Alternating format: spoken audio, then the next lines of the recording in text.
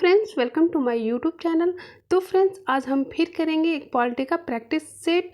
तो फ्रेंड्स, जो ये आपकी पॉलिटी है ये आपके लिए बहुत ही इंपॉर्टेंट है, क्योंकि आपका कोई भी एग्ज़ाम हो, चाहे आप टीचिंग का हो, चाहे आपका वो R O A R O का, चाहे आपका ए पी एस का कोई भी एग्ज़ाम हो, उसमें आपकी अगर आपका जे के उसमें आप पूछा गया हो तो उसमें पॉलिटी ज़रूर पूछी जाती है। तो ठीक है, तो मैं कुछ ऐसे क्वेश्चन आपके कराऊंगी जो बहुत ही क्या है, बहुत ही इम्पॉर्टेंट हैं और एग्ज़ाम में आ चुके हैं और आगे भी एग्ज़ाम में आने की संभावना है इन क्वेश्चनों की। ठीक है, तो चलिए फिर हम स्टार्ट करते हैं। आज का हमारा पहला क्वेश्चन क्या है? तो पहला क्वेश्चन है, निम्नलिखित में से किस अनुच्छेद में सार्वजनिक क्षेत्र में रोजगार से संबंधित मामलों में अवसर की समानता का उल्लेख किया गया है? तो ऑप्शन देख लेते हैं हम। ए ऑप्शन अनुच्छेद 14, बी ऑप्शन अनुच्छेद 17, सी ऑप्शन अनुच्छेद 16, डी ऑप्शन अनुच्छेद 15। ठीक है, तो इसमें हमारा आंसर क्या हो जाएगा? तो हमारा आंसर हो जाएगा सी ऑप्शन। क्या हो जाएगा? सी ऑप्शन अनुच्छेद 16। ठीक है, अगर हम अनुच्छेद 17 की बात करें तो ये कहता है, ये अनुच्छेद हमारा 17 क्या कहता है? तो ये छुआछूत को मिटाने के मतलब मिटाना चाहता है ये। ठीक है, अस्पृश्यता का अंत। एग्जाम में आपसे पूछा जाएगा तो क्या कहा जाए, क्या पूछा जाएगा कि अस्पृश्यता का अंत किस अनुच्छेद में इसका उल्लेख है? तो वही हमारा अनुच्छेद 17 में है। इसका मतलब हुआ कि छुआछूत का अंत करना। ठीक है, इसकी बात अनुच्छेद 17 में कही गई है। और अनुच्छेद 14 में क्या कहा गया है? तो इसमें कहा गया है कि कानून के सामने समानता और कानूनों का समान अवसर। ठीक है, कानूनों का समान संरक्षण मिलना चाहिए, समान अवसर मिलना चाहिए, किसी भी व्यक्ति को इन मामलों में भेदभाव नहीं किया जाना चाहिए। ठीक है, और हमारा अनुच्छेद 15 क्या कहता है? तो इसमें ये कहता है कि धर्म, नस्ल, जाति, लिंग या जन्म के स्थान के आधार पर भेदभाव पर रोक लगानी चाहिए। इस आधार पर किसी के साथ, किसी को नौकरी, किसी को एजुकेशन, मतलब एडमिशन देना या जॉब देने में इन सबको क्या होना चाहिए, मतलब नज़रअंदाज करना चाहिए। इनको धर्म, नस्ल, जाति होती है, इनको मतलब पहले प्रेफरेंस इसको नहीं देना चाहिए, इस पे रोक लगानी चाहिए, इस भेदभाव पे। तो यही हमारा क्या कहता है? अनुच्छेद 15 कहता है। ठीक है, चलिए देखते हैं हम नेक्स्ट क्वेश्चन क्या है हमारा। अंतर्राज्य परिषद में भारत के प्रधानमंत्री द्वारा मनोनीत केंद्रीय मंत्रिपरिषद में केंद्र के मंत्री होते हैं, मतलब कितने होते हैं अंतर्राज्य परिषद में? तो हमारा option A 2, B option 10, C option 4 या डी ऑप्शन 6। तो ऑप्शन क्या हो जाएगा हमारा? तो डी ऑप्शन। कितने मंत्रिपरिषद में होते, मतलब मनोनीत केंद्रीय मंत्रिपरिषद में? तो 6 होते हैं। डी ऑप्शन क्या हो जाएगा हमारा? डी ऑप्शन 6 होते हैं। ठीक है, चलिए देखते हैं नेक्स्ट क्वेश्चन। भारतीय संविधान का अनुच्छेद 43 बी का प्रावधान करता है। ठीक है, मतलब अनुच्छेद 43 में आपसे क्या कहा गया, ये किसके बारे में कहा गया है इसमें? तो हमारा ऑप्शन हो जाएगा ए ग्राम पंचायतों के संगठन, बी कार्यपालिका से न्यायपालिका के पृथकीकरण के बारे में, या सी सहकारी समितियों को बढ़ावा देने, या डी ऑप्शन काम पाने के अधिकार के बारे में कहा गया है। किसके बारे में कहा गया है हमारे अनुच्छेद 43 बी में? तो हमारा ऑप्शन हो जाएगा सी ऑप्शन, सहकारी समितियों को बढ़ावा देने। और ये हमारा नीति निर्देशक तत्व में आते हैं। किसमें? ये नीति निर्देशक तत्व में आते हैं हमारे 43 बी। और नीति निर्देशक तत्व का उल्लेख किस भाग में है? तो भाग 4 में है। और ये कहाँ से लिया गया है? तो ये हमारे आयरलैंड से लिया गया है। ठीक है, निम्नलिखित में से किस अधिनियम ने प्रांतीय स्तर पर द्वैत शासन प्रणाली को त्याग दिया और लोकप्रिय रूप से निर्वाचित प्रांतीय विधानसभाओं के उद्गमन में सहायता की? तो कौन सा है? तो ऑप्शन देख लेते हैं हम।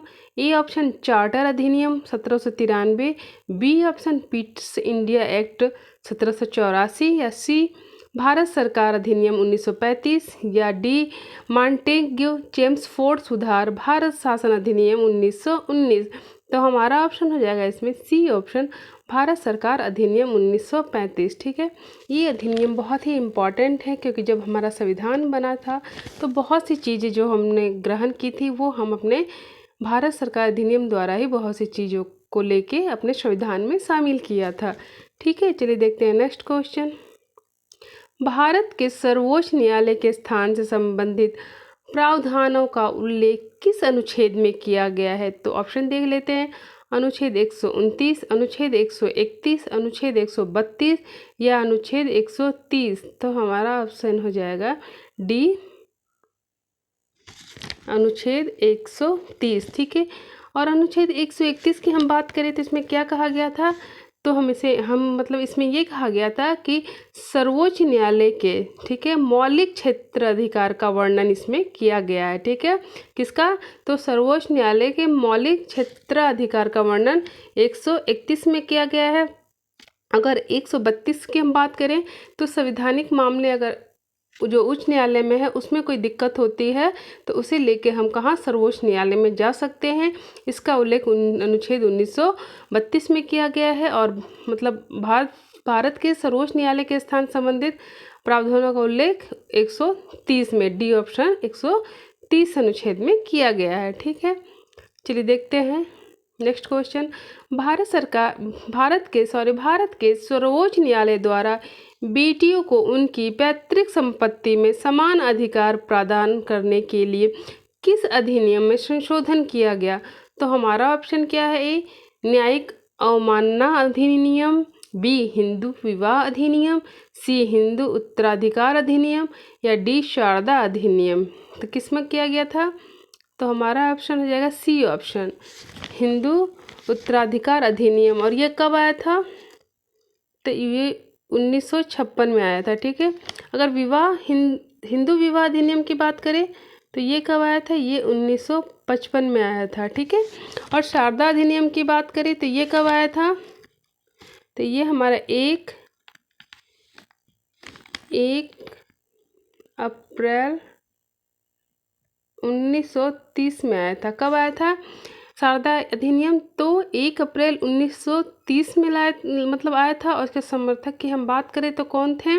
तो हरविलास शारदा थे। कौन थे? हरविलास शारदा थे, और उन्हीं के नाम पर इसका अधिनियम का नाम शारदा अधिनियम पड़ा था। ये बाल विवाह, शारदा विवाह जो अधिनियम था वो बाल विवाह से संबंधित था। ठीक है, चलिए देखते हैं नेक्स्ट क्वेश्चन। लोकसभा की पहली बार विधिवत गठन को किया गया था। कब किया गया था लोकसभा के गठन को? तो हमारा ऑप्शन हो जाएगा 17 अप्रैल 1952 में, या बी ऑप्शन 26 अप्रैल 1950 में, या सी ऑप्शन 20 अप्रैल 1951 में, या डी ऑप्शन 18 जनवरी 1950 में। तो हमारा आंसर हो जाएगा डी ऑप्शन, 18 जनवरी 1950 में इसका गठन को पहली बार किया गया था। चलिए देखते हैं नेक्स्ट क्वेश्चन। भारतीय संविधान के निम्नलिखित में से किस अनुच्छेद में मौलिक कर्तव्य सार्वजनिक संपत्ति की रक्षा करना और हिंसा को त्यागने का उल्लेख किया गया है? तो हमारा ऑप्शन क्या है? अनुच्छेद 15 अ, डी अनुच्छेद 51 ए जी, सी ऑप्शन अनुच्छेद 51 ए और डी अनुच्छेद 51 ए आई। तो हमारा आंसर हो जाएगा कितना, कौन सा option? D option, D option हो जाएगा, अनुच्छेद 51 अ। ठीक है, और मौलिक कर्तव्य की बात करें तो ये भाग 4 अ में लिया गया है, इसका उल्लेख है। और कहाँ से लिया गया है? तो ये अमेरिका से लिया गया। कहाँ से? अमेरिका से मौलिक अधिकार लिया गया है। ठीक है, चलिए देखते हैं नेक्स्ट क्वेश्चन। पंचायतों से संबंधित प्रावधानों का उल्लेख भारतीय संविधान के किस भाग में किया गया है? तो ऑप्शन देख लेते हैं।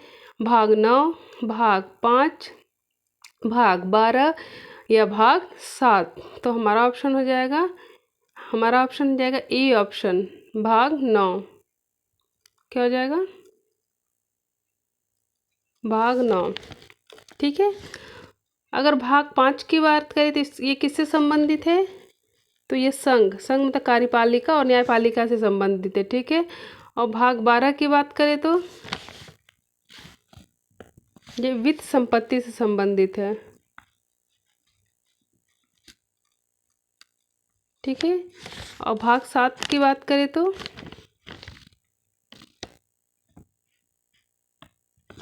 भाग 9 की बात करें तो किससे संबंधित है ये?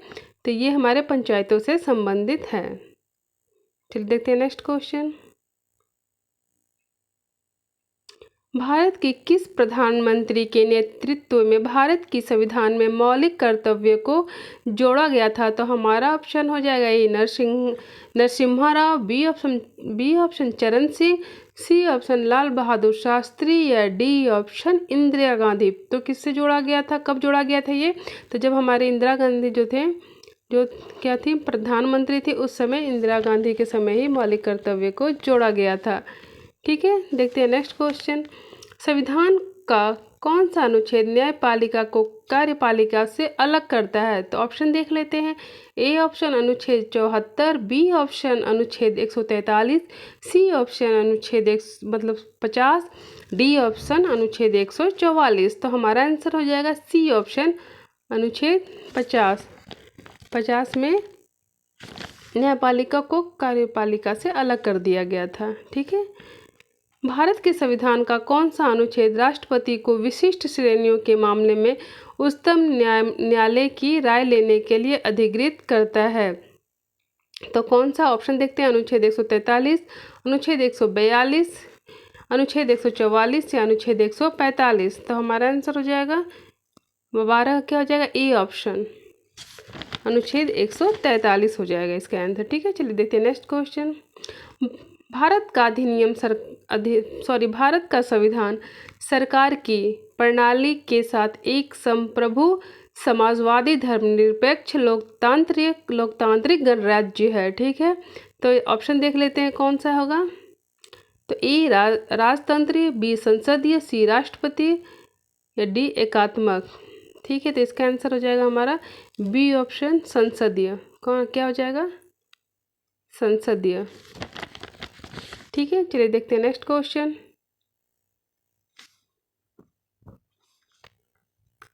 भारतीय संविधान में 11वां मौलिक कर्तव्य किस वर्ष जोड़ा गया था? तो ऑप्शन देखते हैं। ए 2006 में, बी 2002 में, सी 2000 में या डी 1970 में। तो कब जोड़ा गया था? तो 2002 में जोड़ा गया था और 6 से 14 वर्ष मतलब तक के बच्चों को निःशुल्क शिक्षा मतलब अनिवार्य इसमें कर दिया गया था।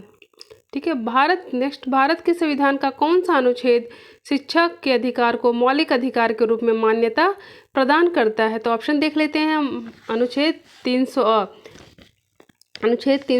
अनुच्छेद 33 या अनुच्छेद 20 या अनुच्छेद 21 अ।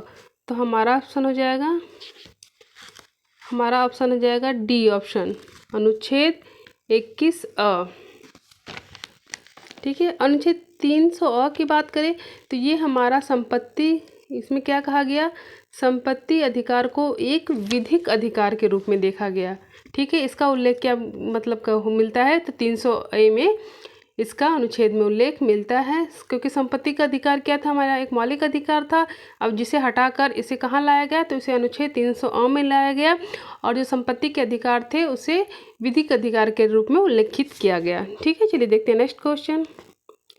अदालतों के किस विशेष आदेश का अर्थ है गिरफ्तार व्यक्ति को अदालत के समक्ष पेश किया जाना चाहिए? ठीक है, तो ए उत्प्रेषण, बी परमादेश, सी अधिकार परीक्षा या डी बंदी प्रत्यक्षीकरण। तो इसका ऑप्शन क्या हो जाएगा, डी।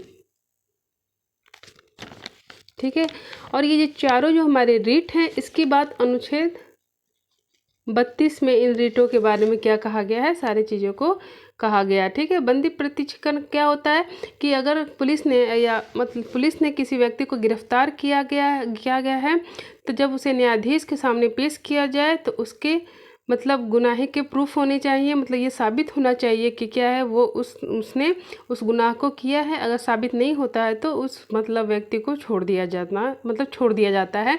यही हमारा बंदी प्रत्यक्षीकरण होता है। निम्नलिखित में से किस आयोग ने सिफारिश की थी कि राज्यपाल की नियुक्ति निष्पक्ष होनी चाहिए? तो ए फजल अली आयोग ने, सरकारिया आयोग ने, या सी राजमन्नार आयोग ने, या मंडल आयोग ने। तो किसने किया था? तो बी ऑप्शन सरकारिया आयोग ने किया था। क्या किया था? सरकारी आयोग ने किया था।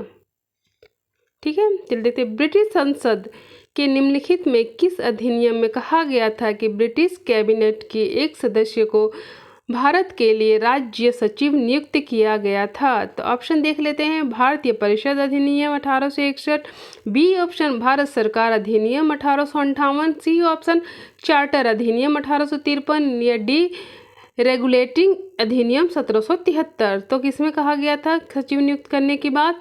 तो हमारा ऑप्शन हो जाएगा बी ऑप्शन भारत सरकार अधिनियम 1858, बी ऑप्शन। ठीक है, बी ऑप्शन में क्या कहा गया था को भारत के लिए क्या होंगे, एक राज्य सचिव नियुक्त किया गया था। ठीक है, चलिए देखते हैं नेक्स्ट क्वेश्चन। यदि राज्य सरकार पंचायती राज संस्थाओं को उनके 5 साल के कार्यकाल के अंत में पहले भंग कर देती है तो आमतौर पे कितने महीने के भीतर नए चुनाव होने चाहिए? तो हमारा आंसर क्या हो जाएगा? ऑप्शन देखते हैं। 6 महीने, बी 1 महीने, सी 1 साल या डी 3 महीने। तो हमारा आंसर हो जाएगा ई ऑप्शन 6 महीने। ठीक है, 6 महीने मतलब राज्य सरकार के पंचायती जो राज संस्था हैं उनके 5 साल तक कार्यकाल के अंत से पहले भंग कर देती है तो वो चुनाव कितने दिनों के अंदर हो जाना चाहिए? तो 6 महीनों के अंदर क्या होना चाहिए, उस पद को मतलब जो रिक्त पद है उसे भर दिया जाना चाहिए। ठीक है, उसमें किसी व्यक्ति को क्या करना चाहिए, नियुक्त कर देना चाहिए। सर्वोच्च न्यायालय को निम्नलिखित में से कौन सा क्षेत्राधिकार इसे केंद्र और राज्य के बीच राज्यों के मध्य विवादों को निपटाने की अनुमति देता है? तो हमारा आंसर क्या हो जाएगा? बी का ए ऑप्शन। क्या हो जाएगा? ए ऑप्शन मूल। क्या हो जाएगा? ए ऑप्शन मूल। ठीक है, हमारा आंसर हो जाएगा ए ऑप्शन। क्या हो जाएगा? ए ऑप्शन मूल। ठीक है, तो फ्रेंड्स बस आज के लिए जो ये 20 आपके जो क्वेश्चन थे वो बहुत ही वेरी वेरी इंपॉर्टेंट क्वेश्चन थे आपके पॉलिटी के। ठीक है फ्रेंड, अगर आप कोई भी टॉपिक डिटेल में भी पढ़ना चाहते हैं तो प्लीज़ कमेंट बॉक्स में आप लिख के बताना। ठीक है, ये जो क्वेश्चन है आपके या तो एग्ज़ाम में बहुत से एग्ज़ाम में आए हुए हैं और दोबारा भी पूछे जा सकते हैं, बस इसके जो पूछने का मतलब तरीका होगा वो अलग हो सकता है, बाकी क्वेश्चन सेम ही रिपीट होते हैं पॉलिटी में। ठीक है, तो आप इनको एक बार 1 2 बार 3 बार क्या करना है, इसका प्रैक्टिस सेट कर लेना। ठीक है, और टॉपिक भी कोई आपको पढ़नी हो तो प्लीज़ आप कमेंट में लिख के बता देना। अगर मेरी वीडियो आपको अच्छी लगे तो प्लीज़ मेरे चैनल को सब्सक्राइब कीजिए और अपने दोस्तों के साथ शेयर कीजिए। कल फिर आएंगे एक नए प्रैक्टिस सेट के साथ। Okay bye, thank you.